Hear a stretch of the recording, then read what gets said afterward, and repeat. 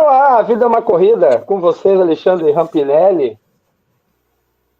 Estamos aqui. Isso, e hoje a gente está recebendo diretamente dos altiplanos paranaenses, George Volpon, lenda do Trail Run Nacional.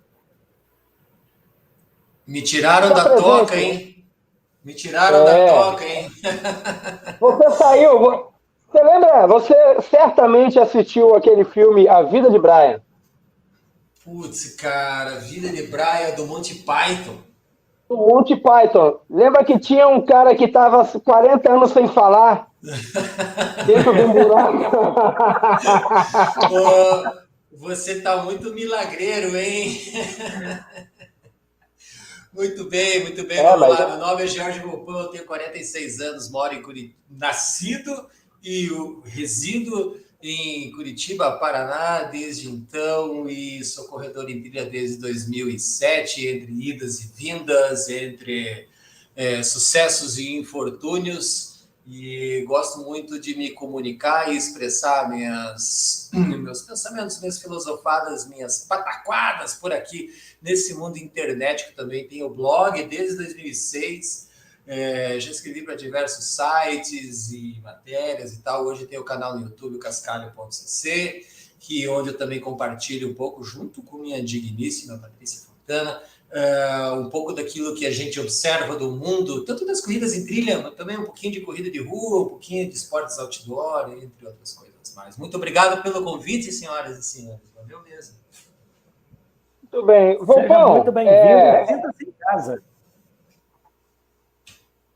Vou fazer algumas perguntinhas para a gente melhorar a nossa interação aqui, também para o Alexandre te conhecer melhor, visto que eu e o Volpon, a gente já se conhece há um tempo, dessas internets que subsidiam o trail run no Brasil. Mas conta para a gente como sua carreira de treino de corrida até chegar na trilha, como que foi? Bem, um episódio que eu lembro particularmente é que eu corria em trilha sem saber que eu corria em trilha. Logo que eu comecei a correr, na verdade a corrida chegou para mim meio que como uma frustração por não ter dinheiro suficiente para comprar uma bicicleta e praticar triatlo. Foi mais ou menos isso aí, por volta de 1991 ou 92. Eu tinha 14 ou 15 anos, 14 anos isso. E eu lembro muito bem do dia que eu estava indo para a escola e passava na banca de revista, ver as coisas. Não sei se existe mais revista hoje, mas no nosso tempo existia revista, tinha uma revista chamada Bici Sport, tá? E ali tinha uma capa que era, se não me engano, do primeiro ou do segundo Ironman Brasil, quando não era grife Ironman, não era nada, era uma prova com a distância do Ironman, né? Vencida, é claro, pela queridíssima Fernanda Keller, né? E pô, tinha bicicleta ali, eu gostava de bicicleta, vi, pô, triatlo, que negócio legal, que louco e tal.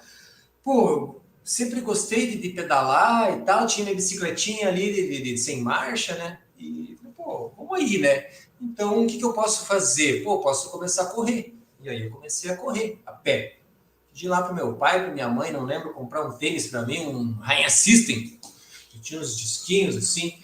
E aí, só que eu morava, nessa época eu estava morando em Paranaguá, uma cidade portuária, que fica aproximadamente 90 quilômetros daqui de Curitiba. Eu morava por lá e eu morava numa ilha, isso mesmo, eu era um insular, eu morava numa ilha chamada Ilha dos Valadares.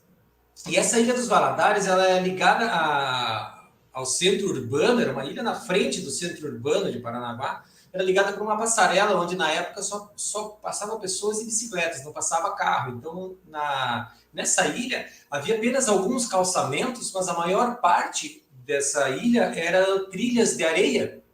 E foi ali que eu comecei a correr, assim, sabe? A fazer aqueles corre 3 minutos, caminha 1, e assim foi indo, e sem querer eu comecei a correr em trilha. Né? Isso para 91, 92, mais ou menos. Em 1994, então, com 17 anos, eu participei da minha primeira corrida de rua. Assim, de se inscrever, de ver no jornal que ia ter uma corrida. E aí, lá no supermercado, que era onde você fazia inscrição com uma lata de leite em pó, era o valor da inscrição, e participei da minha primeira corrida de rua, 29 de julho, lá de Paranaguá. Então, 7 ou 8 quilômetros, algo assim. E, né, e lógico, daí eu não ficava só na ilha, eu saía para a cidade e também corria no asfalto e tal. Mas foi mais ou menos assim, essa minha frustração por não ter dinheiro de ter uma bicicleta para fazer o triatlo na época, eu passei a falar, vamos focar na corrida. E desde então, acho que eu nunca mais parei, assim, sabe? E aí, quando surgiu o esporte... Oi? Continua. E aí, quando surgiu essa coisa do trail running no Brasil, também foi através de uma revista que eu tomei conhecimento. Foi da revista que existe até hoje, a Go Outside, né? Pelo menos Insight. Em 2006, eu lembro muito bem disso aí. Eu já era muito praticante de montanhismo. Eu ia para as montanhas aqui, mas sempre naquele método mais tradicional, mochila cargueira, acampando e tal. Às vezes ia e batia no cume e voltava, mas de bota, calça de cordura, aquela coisa toda, né? Camisa manga longa, garrafa PET, né? Levando água e tal. E aí, mas eu gostava muito, já acompanhava também o pessoal da corrida de aventura, que era uma coisa que tinha muito, né? Para quem não conhece, corrida de aventura, modalidade que engloba mountain bike, remo, técnicas verticais, né? Muito trekking, né? Mas para a galera que é mais forte, o trekking vira corrida. Então, em 2006, eu acompanhava muito essa revista e surgiu uma matéria que falava da Copa Paulista de Corridas em Montanha, em 2006, organizada pelo Fábio, não lembro o sobrenome dele. E aí eu achei, estranho. Pô, que massa, cara. Isso aqui parece que é uma coisa mais para mim, porque a corrida de aventura também era uma coisa que dependia de você ter equipe, era uma grana, as provas tudo muito longas, você tinha que viajar, feriado e tal. E eu sempre grana muito curta, né? Então eu falei, corrida não, né? Põe um tênisinho aí, aqueles tênis de corrida de aventura mesmo, aqueles Salomon XA Pro, Salomon XA Comp que existia naquela época, que você comprava na Centauro a preço de banana. E aí eu comecei a me interessar, e aí em 2007 eu soube que ia ter o Circuito Paranaense de Corridas em Montanha, organizado pela falecida Naventura. E aí eu me inscrevi na primeira prova, que foi em janeiro de 2007. Então ali começou isso. Mas esse tempo todo eu continuei correndo em rua e eventualmente assim, estrada de chão, ou nas montanhas lá com os nossos amigos, né, de montanhismo, aqueles que gostavam de ir mais rápido, aqueles que não fumavam os negocinhos, aqueles que bebiam menos e tal. A gente gostava de dar uns pega mais forte na montanha, fazer tempo, olhar no relógio, essas coisas todas. Assim. Foi mais ou menos isso, assim, essa trajetória esportiva. E aí teve uma época que teve uma quebra aí, você entrou no exílio. Isso. Foi, e aí eu permaneci seguindo na cronologia entre 2007 e 2009. Eu participei de algumas provas de corrida em trilha aqui no Paraná, distâncias de 12, distâncias de até 21 quilômetros, que eram organizadas sempre aqui no Paraná. Não lembro de ter corrido alguma prova fora daqui nesse período. E aí, em 2009, eu morando em Belo Horizonte, fiquei um ano morando em Belo Horizonte, decidi correr minha primeira maratona de rua. E fui correr minha primeira maratona de rua no Rio de Janeiro. E recebi um convite já, porque eu tinha o blog e eu escrevia bastante sobre montanhismo, sobre filosofias, essas coisas todas. E o organizador da K42 Bombinhas, da primeira edição, que depois veio a se tornar Indomit nos dias de hoje, né? Me chamou, me deu a inscrição, falou, não, vem aqui correr. E eu fiquei desesperado, falei, caramba, cara, acabei de correr uma maratona, como é que eu vou correr mais uma daqui 40 dias, né, cara? Não, venha, calma, falei, cara, vou, né? Então vou, como é que eu vou, né? Sempre gostei muito de bombinhas, que eu já conhecia. E aí foi muito importante esse passo que foi dado aí, porque aí realmente o bichinho das longas distâncias das trilhas me pegou, né? E desde então eu fiz mais 4 dessas K42, ou seja, foram 5 participações, fiz maratonas em trilha em Brasília, fiz ultramaratonas em trilha também de 50 quilômetros. Então, e a coisa foi tomando uma dimensão muito grande, fui me envolvendo cada vez mais com isso, fui estabelecendo parcerias com pessoas, com marcas e tal, até que chegou o ano de 2013, que inclusive acho que foi o ano que eu conheci você, Emílio, nas provas da PTR, lá no Rio de Janeiro, que eu, depois de ter feito a primeira La Mission, eu fiz participei da primeira edição da La Mission Serra Fina, dos 80 quilômetros aqui em Passa Quatro, né? Minha única prova de 80 quilômetros. Um mês e pouco depois, eu acho, quando eu estava começando a retomar os treinos, eu sofri um pequeno acidente, por assim dizer. Fui saltar uma pedra de coisa de 1 metro de altura e nisso eu rompi o ligamento cruzado anterior do joelho direito. E aí, puta, o que eu vou fazer, né? Na época eu não tinha plano de saúde, caramba, tem que operar, reconstruir, não sei o que. E nessa época eu já estava trabalhando junto à TRC Brasil, que foi a idealizadora e organizadora por muitos anos da prova mais famosa deles, que era a Maratona dos Perdidos, hoje chamada Ultra Maratona dos Perdidos. E depois houve a criação da revista Trail Running. Eu participei dessa idealização e escrevendo na revista. Eu fui um dos primeiros assinantes. Isso, carteirinha e tudo, né? Eu era o faz tudo lá, né? Isso, camisa, tinha umas paradas assim, né? A idealização do Bonato e do Ricardo Torino, né? E eu no backstage, eu não era sócio da revista, nem sócio da TRC, eu era apenas um cara que colaborava ali e recebia uma grana para isso. Então, e aí comecei a me envolver cada vez mais, e viaja no Brasil, e viaja, cara, quase todo final de semana viajando, participando, cobrindo as provas. O Bonato fazia essa questão do comercial e me mandava para lá, cara. E aí, até que eles desfizeram a sociedade em 2014, por volta de setembro, eu acho. Meu último evento foi o Marumbi Trophy, que aconteceu aqui em agosto de 2014. Eu estava voltando a correr, mesmo sem o ligamento, tinha feito todo o trabalho de fortalecimento e de tratamento conservador, por assim dizer, né, para fortalecer a musculatura ali. E até participei de uma competição de 21 km, da primeira Indomit Costa Esmeralda, na distância de 21 km eu corri, sofri para burro, eu estava totalmente fora de condicionamento. Mas aí a revista, eles fizeram a sociedade, eu optei por não trabalhar mais com isso, voltei a trabalhar onde eu estava trabalhando anteriormente, numa loja de bicicletas, no departamento de comércio eletrônico. E então eu tinha acabado de assinar com uma grande marca, tinha assinado um contrato de parceria com uma grande marca do mercado outdoor, uma marca internacional, mas que não estava me deixando muito satisfeito com a contrapartida exigida de mim, né? Pelo tanto que me era oferecido, que não era em dinheiro, era em produto. E aí, até que em 2014, final de 2014, encerrou o contrato e aí eu surtei. Eu deletei todas as minhas redes sociais, sumi, me recolhi a minha insignificância na minha caverna. Eu fiz um vídeo, inclusive, contando toda essa história. Tem um vídeo no canal, eu conto sobre esse ano inteiro da minha vida, todo 2014, que eu fiz naquela época ainda esse vídeo. E aí eu fiquei bem afastado mesmo, no ano de 2015, 16, 17, 18, em 19 que eu me inscrevi numa prova aqui na região. E aí as coisas foram vindo bem aos poucos, assim. E aí acho que um pouco antes da pandemia, que foi quando eu me animei de novo a voltar a correr em trilha, mas também de lá para cá houve alguns percalços, né? Até chegar ao ponto que a gente está hoje, que está uma coisa muito bem direcionada. Eu tenho muita certeza daquilo que eu quero fazer junto à corrida em trilha, cada vez mais, assim, se desenhando isso, né? Nossa, se deixar eu falo para você aqui, desculpa. Muito bom, muito bom. Alexandre, pintou alguma curiosidade aí? Não, eu tô com várias. E você tá em casa, Volpão. Contem tudo, perguntem tudo aqui, que Jorge Volpão é conhecido por ser um livro aberto. Para falar. A gente tem as nossas histórias, a gente tem as nossas loucuras. Não tem nada para esconder aqui.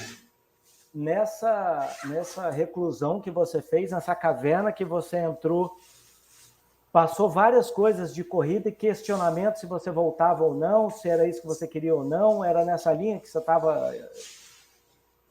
Era nessa linha, assim, sempre havia essa dúvida, porque eu não deixei de correr, eu não parei de correr, eu parei de estar naquele cenário, naquela cena, de saber o que estava acontecendo. Eu sabia de leve o que estava acontecendo. Agora vai ter uma Indomit, a La Mission, a UTMB, que eu sempre acompanhei todos os anos, que começaram aquelas transmissões ao vivo, e eu virava a madrugada lá na minha caverninha, que eu morava na época numa cidade vizinha aqui chamada Quatro Barras, né? Bem perto da montanha. Então, como eu morava muito perto do Morro do Anhangabaú, que é o nosso, talvez, principal playground que nós temos aqui, na encosta da Serra do Mar, eu saía para dar minhas corridinhas, né, nos finais de semana, e eu entendi que aquilo me proporcionava um prazer como nenhuma outra atividade esportiva me proporcionava. Me envolvi bastante com bicicleta, de novo, afinal de contas eu até trabalhava com ciclismo, né, numa loja de bicicletas, mas não era exatamente esse mesmo prazer, não era aquela coisa... Para mim, bicicleta sempre foi aquela coisa assim, de pegar a bicicleta e sair e dar uma volta. Vou lá, nem que essa volta seja de 100 km. Mas, pô, vou ali tomar um caldo de cana lá na Serra do Mar, cara. Beleza. Mas aquela coisa que eu sinto que é com a corrida, que é aquele lance de, cara, para correr eu vou acordar às 3 da manhã, vou calçar meu tênis, vou separar meu equipamento, vou preparar minha alimentação para o dia seguinte, minha água, quanto que vai ser o treino, onde que é, qual que é a altimetria, dá para fazer, não dá para fazer, como é que vai ser. A corrida me dá essa motivação, a corrida em trilha mais ainda, né, de fazer esse tipo de coisa. E eu comecei a entender isso e falei, cara, isso é o que eu mais gosto de fazer de maneira esportiva. Então, e aí aos poucos foi voltando isso aí. Pô, vai ter uma corrida lá no céu, pô, acho que eu vou ver como é que é. E aos poucos eu fui me reinserindo. Mas sempre houve, sim, esse questionamento, assim, de será que eu volto, não volto, né? E voltei. Ô, Jorge, você quantos por cento competitivo aí na sua concepção de corredor? Competitivo? O quanto que eu me sinto, quanto que eu me acho competitivo? Na questão da motivação para ir para se inscrever na corrida, se você é competitivo com você mesmo, se você procura marcas pessoais, se você almeja ainda aquela coisa da colocação. Uhum. Como é o George com o número no peito? É um cara bastante, como muitas coisas da vida, eu sou uma pessoa nesse ponto assim bastante que alterno muito conforme o momento que eu estou vivendo, sabe? Mas eu basicamente acho que uma coisa que não muda é a vontade que eu tenho muito de ser melhor do que eu era ontem. Acho que seria uma falácia muito grande se dizer, não, eu não sou competitivo, eu não tô nem aí, eu tô lá só para curtir. Cara, se eu tô lá só para curtir, eu não ponho o número de peito, assim, sabe?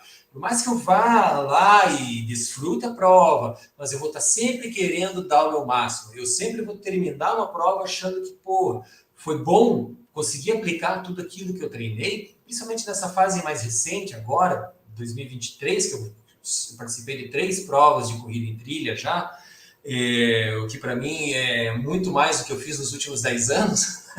Tipo, praticamente todas as minhas provas foram nesses últimos 6 meses, né? Então, sim, a gente quer sempre dar o melhor. Então, nesse ponto, eu me considero bastante competitivo e, sim, eu analiso as pessoas que eu conheço para saber o que elas estão fazendo, como é que elas estão performando. Acho que essa questão da comparação e que, por vezes, principalmente as redes sociais podem nos trazer um pouquinho de questionamento a respeito disso, da gente, poxa, mas fulano faz isso e eu não faço, ou então eu faço, mas fulano não faz mais, olha lá, tá velho, barrigudo lá, já era, o que aconteceu? Ou então, nossa, fulano tá voando, que legal, né? Essa comparação, nesse sentido de você ficar feliz também pela conquista alheia, se a gente consegue transformar isso em motivação própria, cara, isso é o esporte, sabe? Isso é o esporte. Você tirar como exemplo pessoas que você conhece, pessoas comuns, e te mostrar que é possível. Eu não vejo como uma coisa, vou ficar triste porque eu não fui bem numa prova. Já aconteceu. Acho que para mim é só eu olhar para trás e ver o que eu não consegui fazer direito em termos de preparação, de treino, de descanso, de alimentação, para tentar dar o melhor depois. E sim, tenho ambições esportivas e competitivas, sim, guardadas as devidas proporções e limitações que eu tenho, mas sim, quero voltar a fazer longa distância, vou correr uma maratona em trilha agora, daqui pouco menos de 2 meses, que é algo que eu não faço há mais de 10 anos. Então, aos poucos, quero voltar a galgar tanto essa questão da distância como a questão de performar para mim, né, de me sentir melhor hoje do que eu era um ano atrás e assim sucessivamente. Sou uma pessoa competitiva, eu acho, sim, eu acho. Legal. Eu perguntei isso porque fica muito claro que você é um cara contemplativo. Sim. Eu não vou abrir mão da contemplação em nome da competição. Isso de fato. Eu vou correr sempre, agora, principalmente agora, onde meu foco é a geração de conteúdo para o canal no YouTube, sempre vou correr com a câmera, sabe? Eu não vou correr com câmera, hoje eu quero focar na minha prova, porque eu tenho. Não. Cara, se for para esse ponto aí, já não vai rolar. Se eu tiver que um dia correr uma maratona abaixo de 3 horas, vai ser com uma GoPro lá para trazer conteúdo legal para a galera, sabe? E não é por mim, é para mostrar para as pessoas que, pô, isso aqui é legal, o que tá vindo fazer comigo, sabe? Um lance assim, sabe? Muito bom. Você poderia explicar para o Alexandre o que é o UTMB? Vamos, Thiago Sola. Justo eu explicar isso. Você é o cara que tem mais experiência aqui. O cara que, nunca foi para lá. O TMB é um show que é realizado todo último final de semana de agosto. Um show que é realizado no último final de semana de agosto, esse ano que mudou agora, né?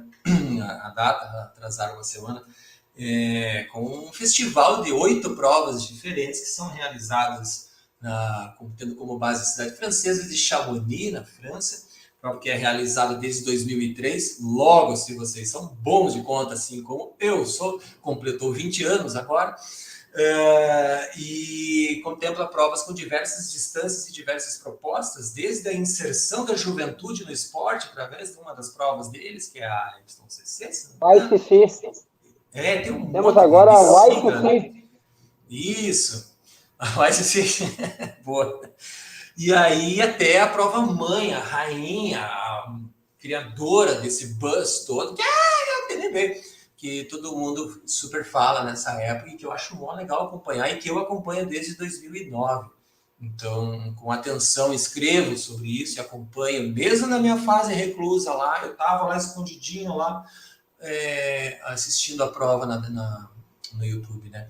Então, aconteceu agora, nesse final de semana, né? E eu acompanhei, é claro, a maior prova do trail running, da corrida de montanha do mundo, com toda certeza. Em termos comerciais, financeiros, em reunir o melhor field, né? Por assim dizer, um plantel de atletas, né?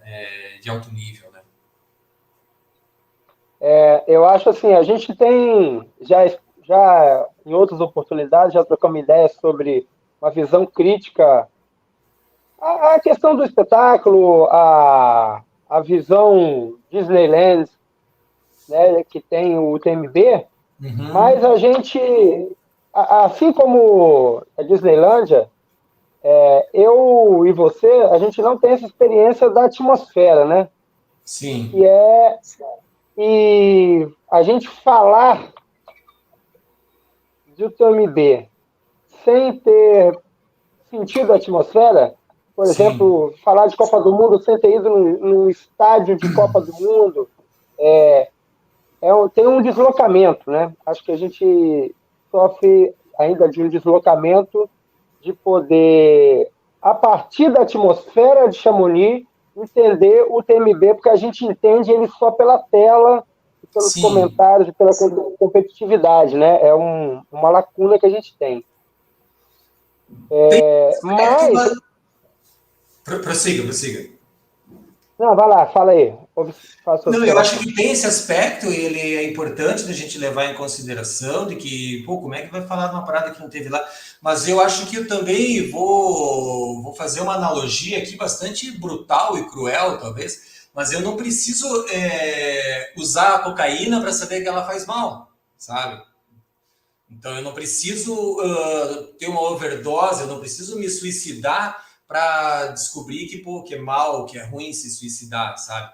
Então, eu não preciso ouvir, sei lá, Gino e Geno para não gostar de sertanejo. Né? Então, eu tenho esse ponto que eu super entendo e concordo com o que você coloca. Poxa, é difícil falar sobre algo que não está lá e você não consegue absorver essa atmosfera. Mas, tipo, se eu não me interesso pelo WQS do surf, cara, eu não gosto. Então, eu não me interesso por surf. Então, porra, não vou apreciar isso aí, sabe? Então, acho que tem esses dois pontos, assim, que acho que muita gente às vezes não quer tocar nesse assunto de fazer entender também que o espetáculo ele gera frustração, gera ele não é só maravilha, né?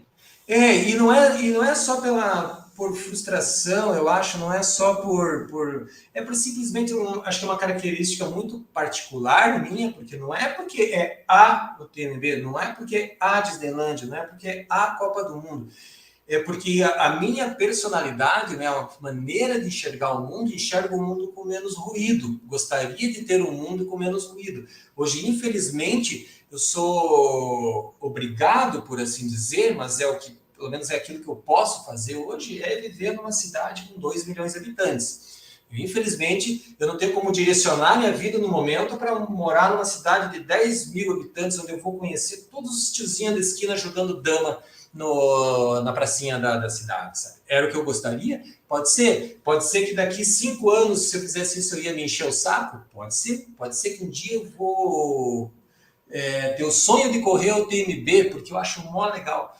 Pode ser, eu me dou esse direito de mudar de opinião e de impressão, mas principalmente tentar mostrar o que é muito difícil, porque as pessoas muitas vezes elas pensam coisas de um contexto todo sem entender o que é o principal, que é o ser humano. No caso, eu me coloco como principal. Eu não gosto de fervo, eu não gosto de agito, eu não gosto de multidão, eu acho um absurdo 20 mil pessoas passando em trilhas em menos de uma semana, sabe? Essa é a minha visão, não quer dizer que essa minha visão é a correta, que é a melhor, que é a ideal, que vai salvar o mundo, John Lennon, Imagine, Paz e Amor, não é isso. Apenas é a minha visão. E aí eu fui questionado recentemente, mas como assim você não sonha correr o TMB? Não, cara, assim como eu não sonho em assistir, sei lá, Brasil e Argentina no estádio, da mesma forma, sabe? Mas eu gosto de correr em trilha. Eu sonho em correr o Western States, que eu sonho em correr Zegama, que também é uma prova bem midiática. Pô, eu queria correr Zegama. Zegama eu acho massa, sabe? Mas tem essa questão dessa atmosfera, inclusive um vídeo que eu e Paty Fontana gravamos e que vai para o ar amanhã às 6 horas da manhã, fala, adiantando já, sobre aspectos que a Courtney Dauwalter e o Jim Walmsley mencionaram nas entrevistas que eles deram para o canal Iron Far, sobre essa questão de muita gente e tal. Achei bem, bem interessante os atletas de elite levantarem isso aí. Mas como eu não estive lá, o que me resta aqui é apreciar o show. Cara, eu gosto, assisti, acordei de madrugada para ver o que estava rolando. 4 horas da manhã eu estava sentado no sofá lá assistindo a prova, sabe? Que eu super gosto. Só não quero estar lá. E foi maneiro, né? Eu queria levantar uma outra questão aqui que também que mexe com a minha percepção, que é um evento que ele nasce a partir de uma corrida de 170 quilômetros de 100 milhas, aproximadamente. Uhum. Quando a gente tem uma percepção de que o crescimento da corrida tem uma progressão em distância, quanto mais eu me informo, leio, estudo, a gente tem o TMB, assim como as provas de 100 milhas dos Estados Unidos, que elas não dependem de outros eventos de outras distâncias. As pessoas começam a participar de provas de 100 milhas, de 50 milhas. Já percebeu isso aí? Percebi que é um cenário bem diverso do que o que rola aqui no Brasil, né? Onde se você for tentar organizar uma prova de 50 ou 100 milhas, o organizador vai morrer de fome, vai dar prejuízo à prova. E por isso, várias dessas provas, elas precisam colocar distâncias menores, né? Mas quando a gente fala até de UTMB, lá é uma questão que é tão grande, a prova ela é tão mítica, por assim dizer, e ela vai continuar a ser assim. O curso natural das coisas. Eu jamais vou pensar em lutar contra isso.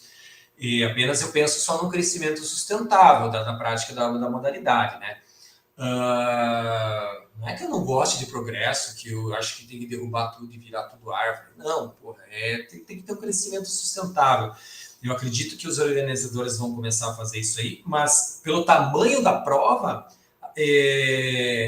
as pessoas começam na corrida em trilha já querendo participar dela, sabe? Muitas vezes pulando etapas. E agora, com o formato que foi estabelecido com a UTMB World Series, onde você precisa participar das provas que tem esse nome, né, para você colecionar as suas pedrinhas preciosas e para poder entrar no sorteio, ou seja, a coisa se fechou em torno disso, né? Antes, qualquer prova lá que submetesse um currículo lá, demonstrasse que estava ok. Antes era unido com o ITRA, né? Era com a ITRA, exato. Daí, pô, não, peraí, minha fatia aqui está muito grande, deixa eu pegar ela só para mim, sabe?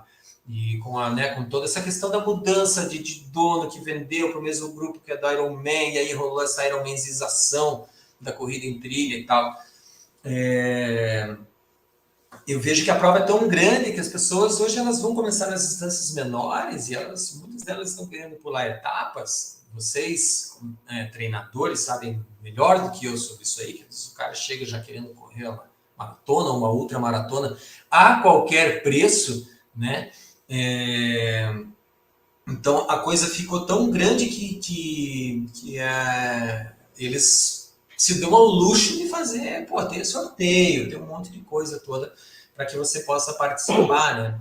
E se dão ao luxo, inclusive, de ter agora uma série com 32 provas, que eu acho muito importante, porque é o crescimento do esporte, eu acho bem legal que exista, a gente vai ter um evento agora em Paraty, que acho extremamente relevante, acho muito legal como inserção, mas é aquela coisa, em Paraty, você vai ter que fazer as distâncias menores, só que a gente sabe que os 50 e os 100 quilômetros lá, eles esgotaram as inscrições rapidamente, mas a gente precisa dessa galera que está chegando agora no treino para fortalecer esse cenário de organização, a progressão no esporte, né? Eu levei, sei lá, mais de 10 anos para correr minha primeira maratona, sabe? Respeitar o processo.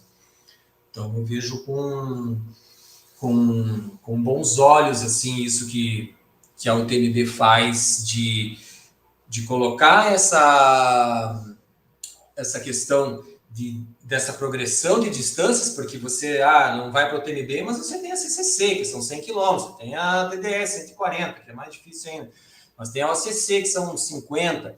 Então, você tem essa possibilidade de estar lá vivenciando tudo aquilo, né? Eu, inclusive, das provas da UTMB, a que mais me chama a atenção, que mais me atrai é aquela intermediária mesmo, que é a CCC, que são 100 km, que acho que foi a segunda prova criada na série, né?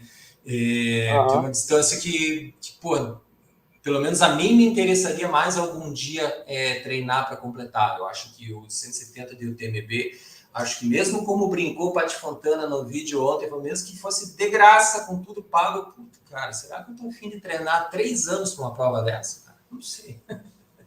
E tem também não quero chegar...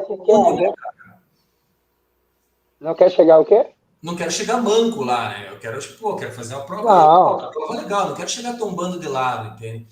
Como eu vejo que muitas pessoas estão dispostas a fazer isso, de chegar em tempo limite de prova, porque não treinou o suficiente. Você quer chegar no tempo limite de prova, que você quer ficar tirando foto e filmando e curtindo, eu acho mó legal. Mas agora chegar tombando de lado, daí já não faz parte daquilo que eu entendo como esporte para mim, né? Eu gosto de fazer a coisa bem feita, desfrutar mesmo.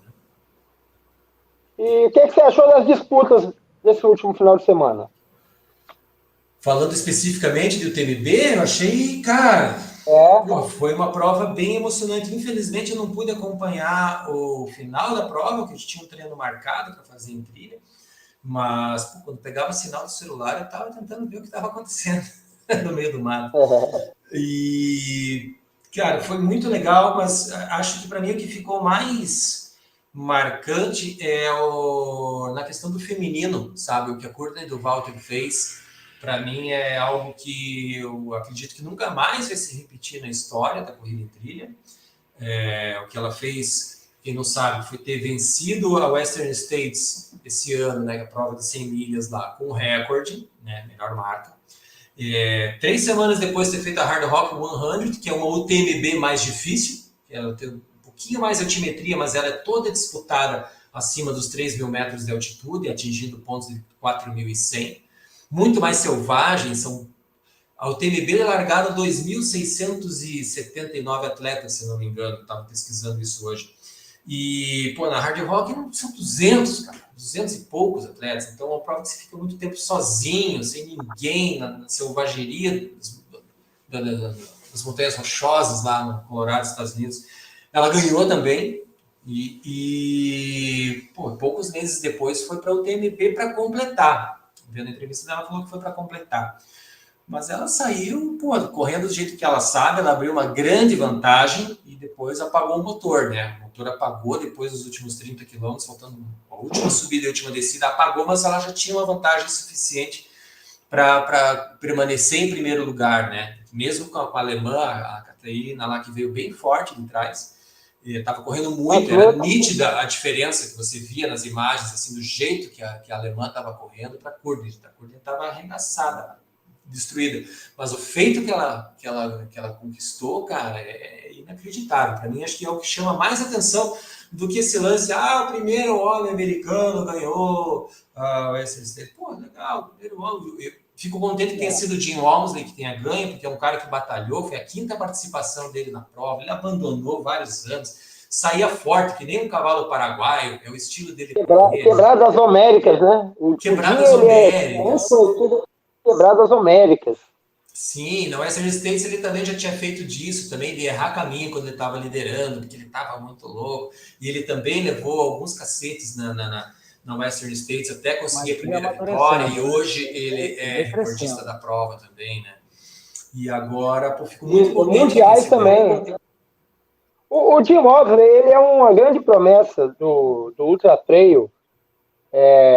Já uns 8, 6 anos. Uhum. Mas ele sempre teve essa coisa de cavalo louco, né? De sair, abrir e quebrar. Tipo, 2 mundiais seguidos que ele foi, ele também quebrou e tipo de subir quase de 4. Tem vídeo dele assim, muito quebrado, né? Sim, mas sim. E esse ano ele estava mais tranquilão, ele tava, pô, o cara já conhece, né? E ele passou também por momentos baixos dessa prova, né? Que ele chegou em estar em terceiro, quando o Zach deu louco de forte também, o Zach Miller, meteu 10 minutos no Jim, e aí o Germain Grandier passou por ele, quando ele estava em cima. Passou por ele. Ficou puto. Tem uns vídeos circulando desse momento aí, ele deu, na entrevista, ele fala, cara, eu vou usar isso aqui como motivação para mim, cara, eu vou atrás desse cara, e ele passou a milhão pelo cara, e daí já tinha um outro PC lá, se não me engano, era entre 500, 140 quilômetros, alguma coisa assim, onde daí, segundo ele mudou algumas coisas de alimentação, que ele não estava se sentindo muito bem, e aí ele renasceu na prova, e ele buscou o Zach e ainda meteu mais, 10, 15 minutos, eu acho, no Zach. Meteu 40... Peraí, deixa eu ver. Botou, 20 minutos no Zach Miller. Então, ressuscitou na prova, né? Que ele refletiu, né, que era esse momento baixo que ele viveu na prova. Já vem aquele fantasma, mas de novo vou quebrar, sabe? De novo vou morrer aqui na praia. Ano passado ainda ele ficou em quarto, ou quinto, se não me engano, ele ficou em quarto, mas teve ano que ele se arrastou até o final lá em 40º alguma coisa, e teve outro ano que ele abandonou. Então, mas não, ele tinha essa convicção, segundo as declarações, ele tinha a convicção de que ele fez tudo certo e que ia dar boa. E aí ele realmente reviveu, que quem faz ultramaratona, né, sabe que tem os altos e baixos, né? E ele teve esse... Pô, o cara se mudou para a França faz 2 anos para ganhar a prova, cara. Sair do teu país, cara. Aí... Um país com uma cultura completamente diferente, cara. Para treinar no ambiente da Quem prova. estava falando isso aí foi o Daene. Ele falou, cara, virou um grande amigo meu, que eles eram... Sim. Né, daí ele estava lá colocando água na mochilinha dele lá. Isso. E o Daene, ele fala assim, cara, é uma coisa que ninguém vê o que esse cara fez para poder chegar aqui e fazer essa performance. Ele está 2 anos morando aqui, ele mal vai nos Estados Unidos, ele está aí metendo as balas. E essa prova foi uma construção, esse resultado, né, cara? Não foi um negócio que caiu no colo. Não, pô. Mesmo na ausência de Kylian Jornet. Esse ano acho que não tinha nem pro Kylian, cara. Ele estava muito determinado, ele fez tudo, estava muito focado, muito concentrado nisso, e ele tornou isso o centro da vida dele. Preciso ganhar essa prova, não aguento mais quebrar essa prova, tenho que ganhar essa prova. Ou mais do que isso, como ele colocou na entrevista também que eu assisti, em algumas das entrevistas, não lembro qual, eu tenho que dar o meu melhor, saber que eu fiz o meu máximo, sabe? Tanto no treinamento eu sei que eu fiz, eu tô chegando aqui inteiro, sem lesão, bem condicionado, descansado, eu fiquei sem celular por 10 dias, ele falou, eram outras pessoas que estavam atualizando as redes sociais dele, foi lá e fez o dever de casa. Vai olhar o Strava dele lá, o cara correndo no último quilômetro lá, 3 e pouco, sabe? Porra, é um animal, né? Então não tinha realmente para ninguém, acho que esse ano mais do que merecido por tudo, como você mencionou, Emílio, do Daene falando que, pô, o cara batalhou pra caramba pra isso aí. Só o fato de ter se mudado e morar na França, cara, já demonstra o comprometimento de um atleta de elite mesmo, que quer, que deseja aquilo, que vai e abre mão de muita coisa para conquistar aquilo que ele quer. Uma coisa que eu achei, cara, é que mesmo com a ausência do Kylian Jornet, num evento que estava celebrando 20 anos, e Kylian é o maior vencedor, né? Uhum. A disputa não se ressentiu da ausência do Kylian Jornet. Você notou isso?